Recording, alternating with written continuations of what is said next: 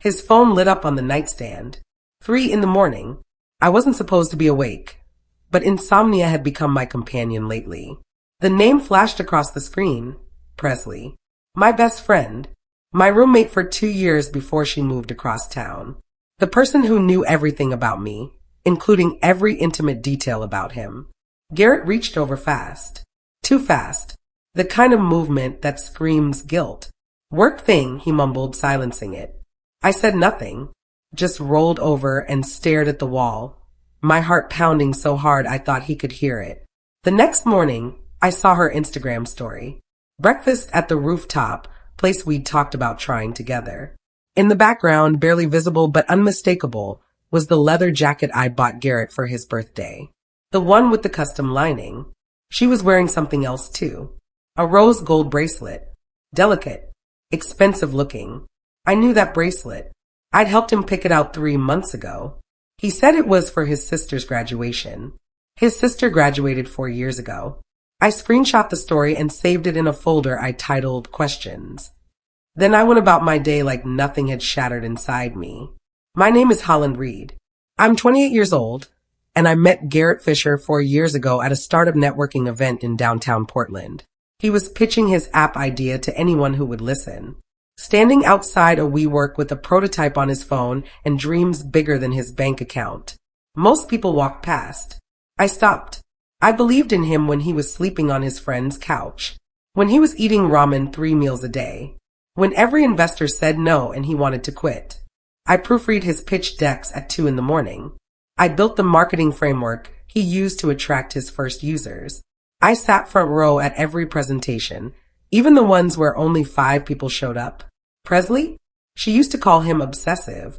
Said he talked about work too much. Thought his ideas were unrealistic.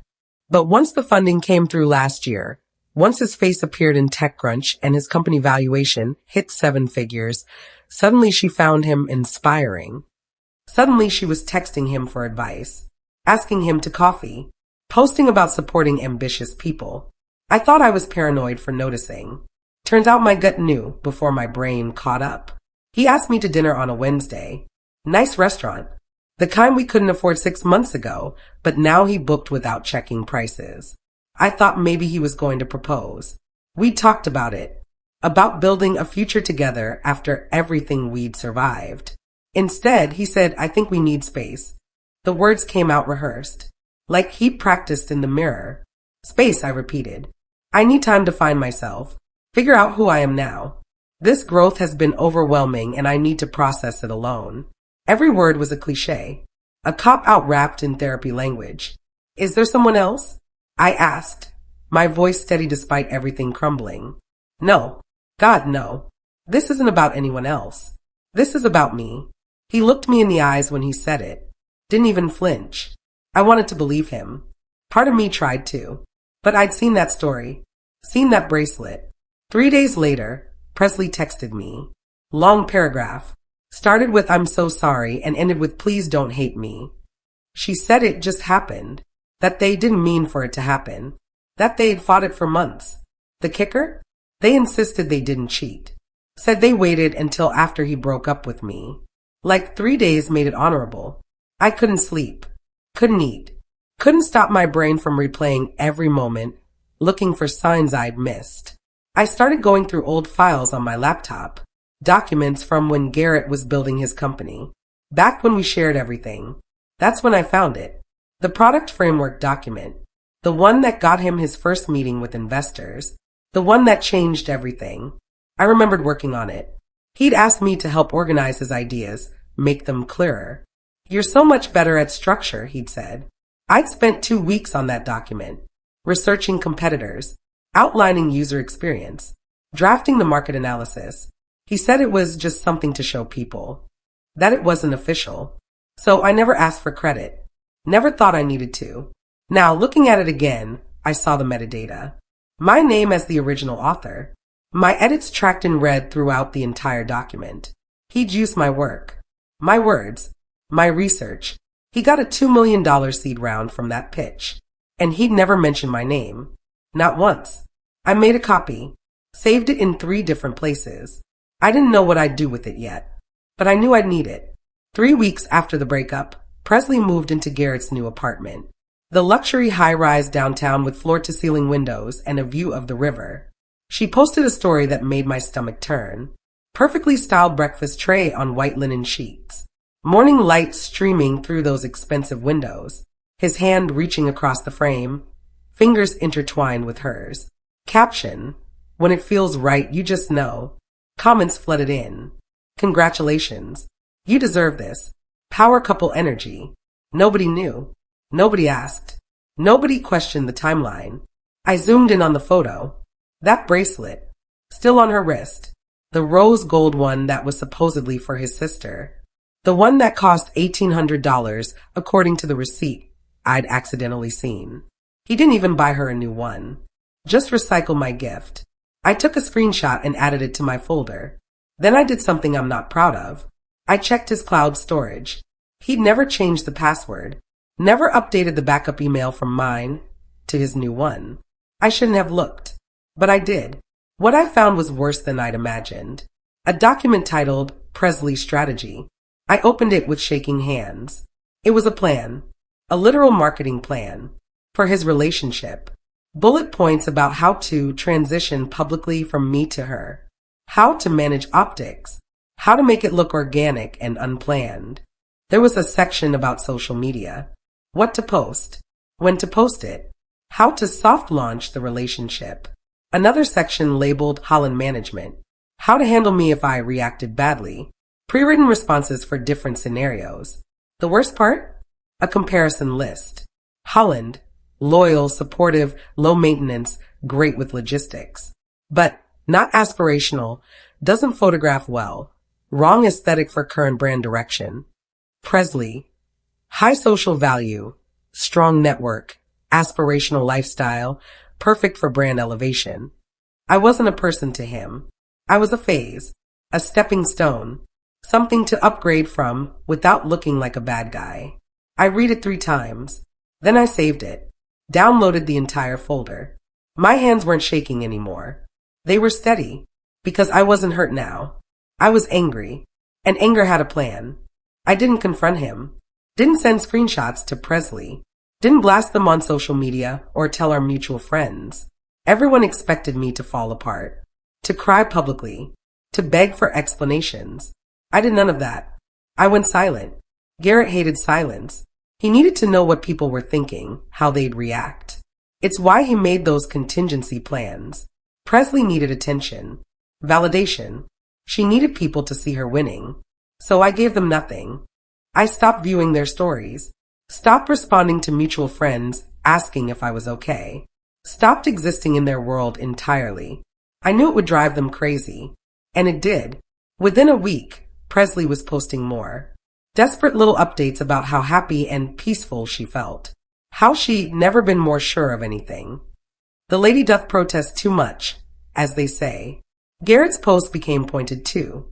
Quotes about toxic people and letting go of the past. I smiled at my phone. They wanted a reaction.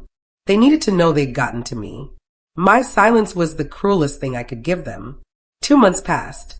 I focused on work. I'd been freelancing as a brand strategist, something I'd started doing on the side while supporting Garrett's dreams. Now I had time to build my own client list. And I was good at it. Better than I'd realized. One client led to another. Word spread. My calendar filled up. I was making more money than I had in years. More than when I was splitting everything with Garrett and covering his expenses during the lean times. Then I saw the post. Presley had launched a podcast. Becoming Her, A Journey to Your Best Self. The description made me nauseous.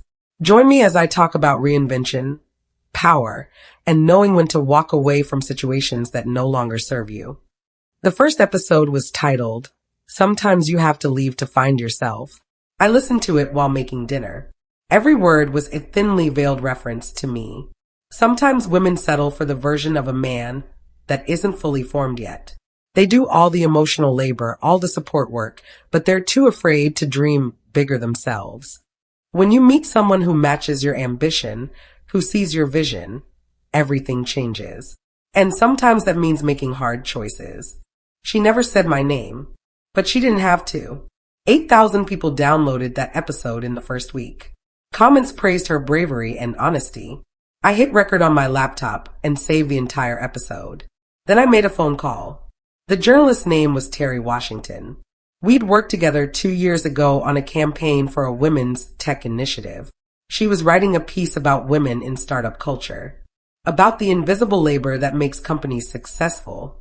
I have a story for you, I said when she answered, but it needs to be handled carefully. We met for coffee. I brought my laptop. I showed her everything. The original framework document with my name in the metadata. The timeline of Garrett's company growth. The pitch deck I'd helped design. I didn't mention the breakup. Didn't mention Presley. Kept it purely professional. This happens more than people realize, Terry said, scrolling through the documents. Women building the foundation while men take the credit. I don't want revenge, I told her. I just want the truth told. That was a lie. I absolutely wanted revenge. But it sounded better the other way. The article published 3 weeks later in a major tech publication. The headline, "The Women Behind the Startups You Think He Built Alone." My name was prominently featured. With receipts. The article exploded. Within hours, it was trending on Twitter. People were sharing it with comments about their own experiences. Women in tech were tagging their friends. Garrett's company was mentioned by name. My contributions were outlined in detail. He called me within 2 hours. I didn't answer. He left a voicemail. Voice tight with controlled panic. "Holland, I think there's been some confusion. Some misunderstanding about the early days. Maybe we should talk privately. I'm trying to be respectful here. I don't want this to become a thing." No apology. No acknowledgement of what he'd done. Just damage control. I saved the voicemail and blocked his number. Then I checked social media. Presley had posted a story. Black screen. White text. Sometimes people can't handle other people's happiness. Sending love to anyone dealing with negativity from their past. The comments were divided now. Some people supporting her. Others asking questions. Wait, isn't her boyfriend the guy from that article? This timeline is suspicious. Who leaves their supportive girlfriend right after making it big? The narrative was shifting. And I hadn't said a single word directly. 3 days after the article, Presley sent flowers to my apartment. White roses. 2 dozen. No card. The delivery person confirmed the address was specifically mine. Not a mistake. It felt like a threat disguised as a peace offering. Or maybe a guilt offering. I took photos of the flowers, the delivery receipt, everything. Then I called the florist and asked them to note that I hadn't requested these and didn't want future deliveries from that sender. I also changed every password I had. Email, social media, cloud storage, banking, everything. Because if she still had my address, what else did she still have access to? I'd been too trusting for too long. That was ending now. The flowers went in the trash. I wasn't keeping anything from them. Not anymore. The first real consequence came 2 weeks later. One of Garrett's angel investors, a woman named Patricia Huang, publicly pulled her funding. She posted on LinkedIn, after recent revelations about unresolved intellectual property concerns and ethical questions regarding company founding, "I'm withdrawing my support from Fisher Tech. Due diligence includes character assessment." It was professional, devastating, public. Garrett's response was immediate. A long Twitter thread about cancel culture and one-sided stories and how startup culture is built on collaboration and everyone contributes. He still didn't mention me by name, but everyone knew who he was talking about. The thread got ratioed. People calling him out, asking why he didn't credit me from the beginning if everyone contributed equally. His PR was imploding, and I was watching it happen from my couch, drinking tea, completely silent. Presley tried a different approach. She went live on Instagram, tears streaming down her face, voice shaking. "I'm being harassed by people who can't let go of the past. People who are jealous of happiness they can't have themselves. I've been getting horrible messages, threats, all because I found love." She talked for 15 minutes, never said my name, never explained the timeline, never acknowledged her role in anything, just positioned herself as the victim. Some people bought it, sent her supportive comments, told her to stay strong. but others weren't fooled. Why won't you address the timeline? Weren't you her best friend? This seems manipulative. The comments were brutal. She ended the live abruptly. Within an hour, she deleted it. But I'd recorded the whole thing. I was building a file, a complete record of everything. Because I knew people like Presley. When cornered, they'd rewrite history, claim things never happened, gaslight anyone who questioned them. But I had receipts, timestamps, screenshots, recordings, the truth, documented and preserved. A month after the article, something unexpected happened. I got an email from Randall Chun, a venture capitalist I'd never met.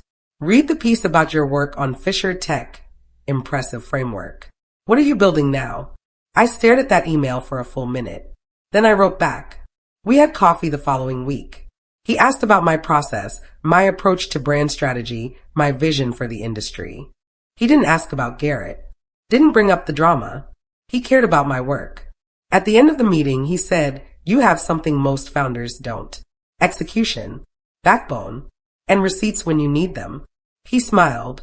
I invest in people like you. Let's talk again when you're ready to pitch something. I walked out of that coffee shop feeling lighter than I had in months. Because I realized something. Garrett and Presley had taken something from me. But they'd also freed me. I didn't have to build someone else's dream anymore. I could build my own. I spent the next 3 months working. Really working. 16-hour days building something that was completely mine. An app for freelance creatives. Project management, client communication, contract templates, invoicing. Everything I'd wished existed when I was starting out. I used everything I'd learned from helping Garrett. But this time, my name was on every document. My vision drove every decision. I called it framework. Simple. Clean. Exactly what it was. I soft launched with a small beta group. 50 users. All people I'd worked with or met through freelancing. The feedback was incredible. This is exactly what I needed. Why doesn't something like this already exist? Can I invest? Within 6 weeks, I had 3,000 users. Within 3 months, 15,000. I hadn't spent $1 on advertising. It was all word of mouth. People loved it because it actually solved their problems. Because it was built by someone who understood their struggles. Because it was real. The tech community noticed. Framework got written up in a startup newsletter, then a tech blog, then a major publication. Solo founder builds what she wishes existed. The article mentioned my background, mentioned the previous article about invisible labor in startups, didn't mention Garrett by name, didn't need to. Everyone connected the dots. I started getting speaking invitations, podcast requests, interview offers. I accepted some, declined others. Stayed strategic about my visibility. Every interview, I talked about the work, the users, the problem I was solving. I never talked about Garrett or Presley. I didn't need to. My success was the loudest statement I could make. 6 months after the breakup, there was a tech launch party in Portland. High profile. Invite only. I was on the speaker panel. I almost didn't go. Social events still felt risky. But my friend convinced me. You belong there. Stop hiding. So I went. I gave my talk about building sustainable businesses as a solo founder. About trusting your vision even when others doubt you. The room was packed. People listened. Afterward, during the reception, I was talking with an investor when I saw them. Garrett and Presley. At the entrance. They weren't on the guest list. Security was checking names. I watched from across the room as they were turned away. Presley's face went red. Garrett argued. Neither mattered. They left. I turned back to my conversation, took a sip of my drink, and continued talking. Didn't wave. Didn't acknowledge them. They weren't part of my world anymore. Framework hit 50,000 users 8 months after launch. I hired my first employee. Then a second. Then a third. Revenue was growing. Investors were calling. I took meetings. Listened to offers. Turned down the ones that didn't align with my vision. I'd learned from watching Garrett, from seeing how desperation made him compromise his values for funding. I wasn't desperate. I was selective. And that made all the difference. One investor asked, how do you stay so focused? So clear on what you want. I thought about everything that had happened. The betrayal, the theft, the lies. I learned what I'm worth, I said. And I stopped letting other people define it. He nodded. That's rare. We closed the deal 2 weeks later. Terms I dictated. Equity I protected. It felt like vindication. Garrett's company started struggling. I heard through mutual connections, investor concerns, user retention problems, team turnover. He built something flashy, but not sustainable. All marketing, no substance. He tweeted about pivoting and evolving and learning experiences. Corporate speak for were failing. Presley's podcast quietly stopped updating. No announcement. Just silence. Her Instagram became sporadic. Less polished. More desperate. Posts about taking time for mental health and stepping back from social media. Translation. The attention dried up and she couldn't handle it. I didn't gloat. Didn't comment. Didn't engage. I was too busy building.